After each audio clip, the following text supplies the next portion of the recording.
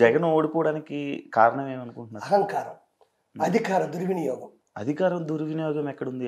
అంత ఇవన్నీ చేశారు. పేదలకి కష్టం రాకుండా, ఏ కష్టం రాకుండా పిల్లలకి చదువులు, అసలు ఇంగ్లీష్ కష్టాలు మీడియంలో మొదలైందే జగన్మోహన్ రెడ్డి ప్రభుత్వం వల్ల.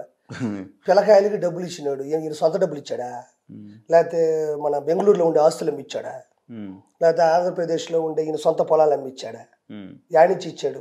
ఎవరు ఏ సీఎం అయినా చేయాల్సింది. నేను అదే చెప్తున్నానబ్బా. అదేదో నిన్న ఓడిపోయిన తర్వాత నా అక్క చెల్లెలకి చాలా చేశాను, మరి ఆ ఓట్లన్నీ ఎట్టపోయినాయో అర్థం కావటం లేదన్నాడు. నువ్వు 3,000 పింఛన్ ఇచ్చినా, 3,500 పింఛన్ ఇచ్చినా, నువ్వు ఆరోగ్యశ్రీ ఇచ్చినా, ఇది టీడీపీ ప్రభుత్వంలో కూడా ఉన్నాయి. టీడీపీ ప్రభుత్వం ఈ భారతదేశంలో ఓడిపోయిన సీఎం అయినా గెలిచిన సీఎం అయినా పథకాలు పెట్టకుండా పోలేదు. పథకాల్లో లోపం వల్ల, వ్యతిరేకత వల్ల ఓడిపోయే సందర్భాలు ఉన్నాయి. ఒక ఛాన్స్ అనే పరిస్థితులు కూడా ఇచ్చి ఉండొచ్చు.